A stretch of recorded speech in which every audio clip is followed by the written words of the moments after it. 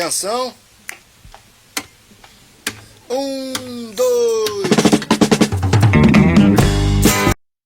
Boa tarde, gente. Estamos aqui em mais um programa Zé na Rede, nosso canal de entretenimento e entrevistas do YouTube. Estamos aqui hoje com Pedro Fontelius, diretor do Instituto Paulo Fontelius, que é um marco na defesa da justiça social, da igualdade social, e historiador e fotógrafo, cheio de atributos. Nosso programa hoje está repleto de histórias para contar. Pedro, por favor. Obrigado, Zé. Diga aí um pouco, fale um pouco sobre o Instituto. Sim. As finalidades, os objetivos, como foi criado. Claro. Primeiro, a te agradecer o convite para a gente participar dessa conversa. Eu que te agradeço, amigo. É sempre bom a gente encontrar os amigos, conversar, discutir sobre a vida, discutir um pouco sobre política também, sobre os rumos do país e enfim, feliz de estar aqui. Já havia assistido o teu programa passado, junto com o Mestre Curica. Obrigado, irmão. Então, te parabenizar e no que puder, no que precisar, a gente está à disposição. Bem, é isso, né? Eu sou historiador e fotógrafo. Estava falando aqui antes de começar a gravação, historiador há mais tempo, fotógrafo há menos tempo, mas hoje em dia eu na verdade, se pudesse viver da fotografia, viveria da fotografia, porque é uma paixão, né? É um amor desses amores que a gente tem depois dos 30 anos e tomam conta da nossa vida. Mas tu já estava vivendo um pouco de fotografia. Eu vi que tu passaste um mês no Marajó, numa comunidade, Caldeirão. Numa comunidade quilombola. Eu conheço mais ou menos aquela área ali de Joães, por ali.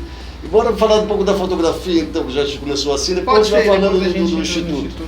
Como foi essa tua experiência no Marajó, no meio dessa comunidade de tanta gente humilde que precisa desse apoio?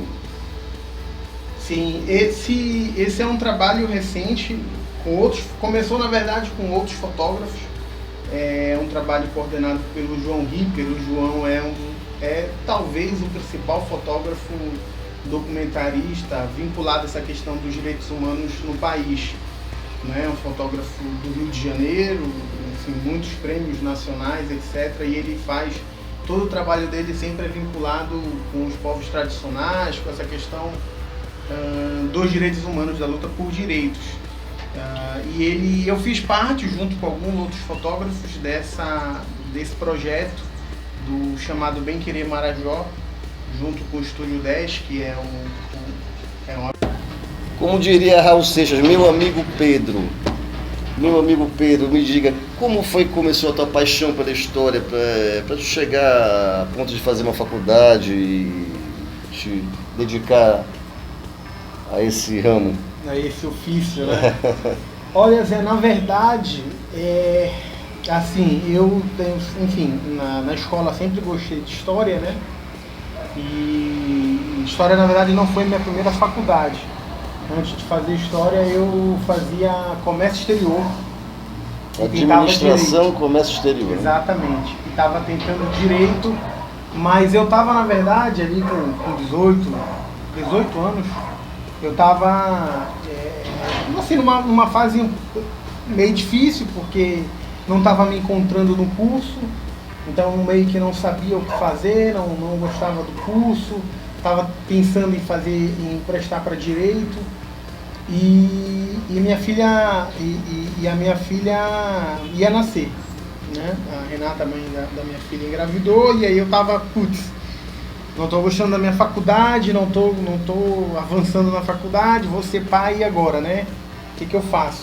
Agora vou ser responsável por uma outra pessoa, uma outra vida.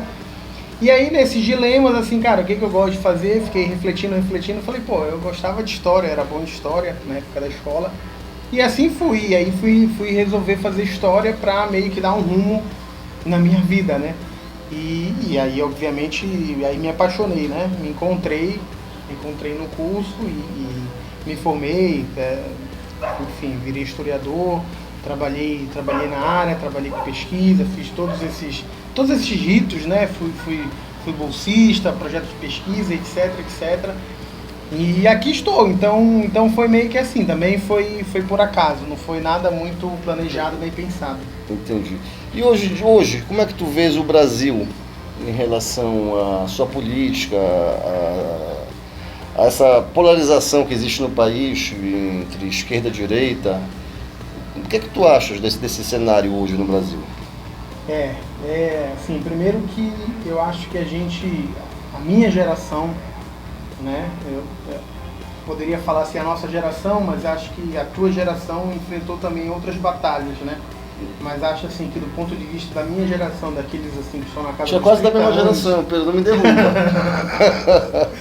Sim, Pedro, as ações que vocês planejam aplicar a respeito. Isso, a gente tem assim nos últimos 4 anos atuado centralmente com um projeto em educação e direitos humanos, que é um projeto do Instituto Paulo Fonteles, junto com a UFPA, com a Universidade Federal do Pará.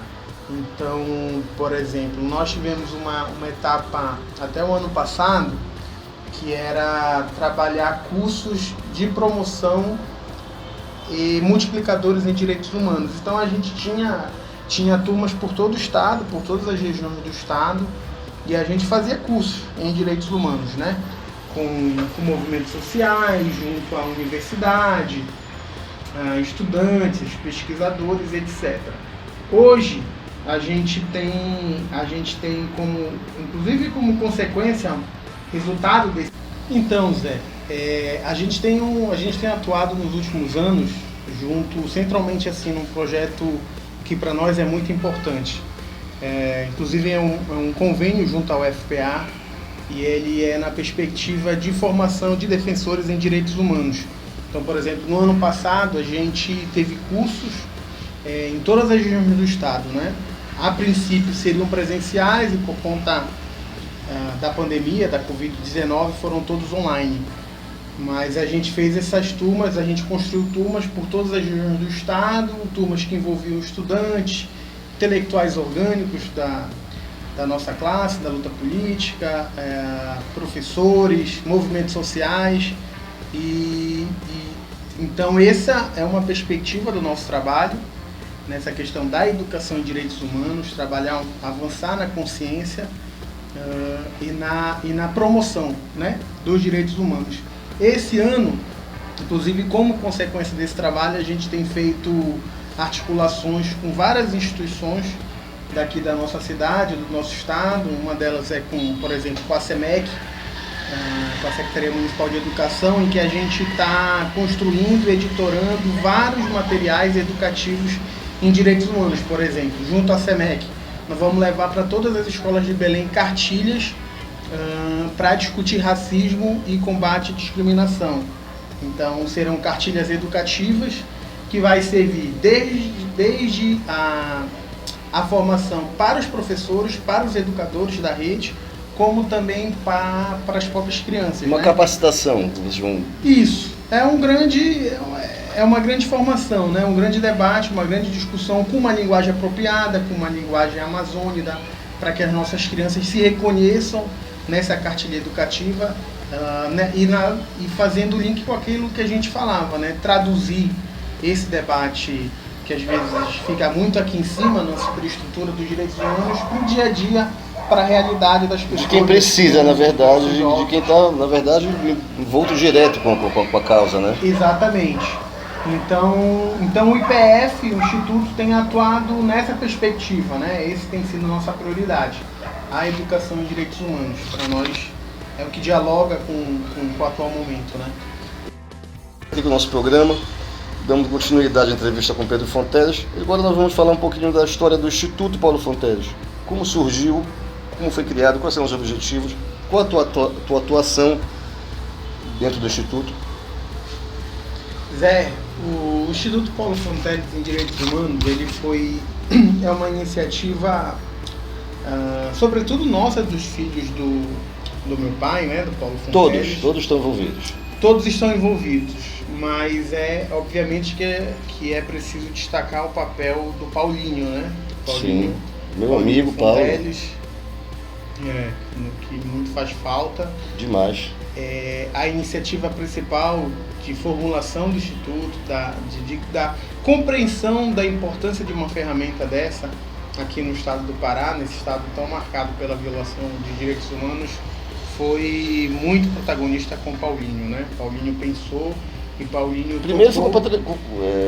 começou com Paulo, com teu pai, né? Essa luta, advogando para os camponeses e sim. defendendo os direitos. Sim, claro. É que eu nem peguei nessa parte, né? Já comecei com Paulinho pra cá, senão ia ficar muito longa.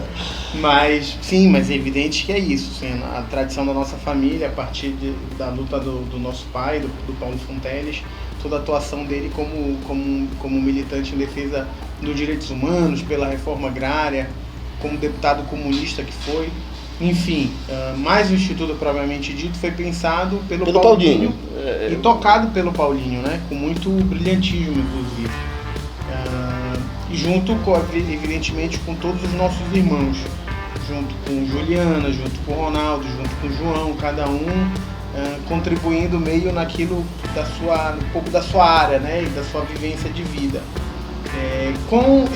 Eu não participei dessa primeira fase do Instituto. Eu me lembro que eu conversei com o Paulinho, eu acho que ainda era ali naquele Royal Trade Center ali em Nazaré. Foi o começo, estava criando ainda, e eu estive com ele algumas vezes, já ali com ele. E ele já me falava dos objetivos do Instituto, a empolgação que ele tinha era muito bonita com a coisa, de lutar mesmo, de conseguir reverter esse quadro que é tão difícil da desigualdade social aqui no estado. Eu acho assim, que o Instituto foi muito importante para a vida do Paulinho e acho que ele estava na melhor fase da vida dele. Sim. Porque a gente sabe, o Paulinho foi vereador em Belém por 2 mandatos,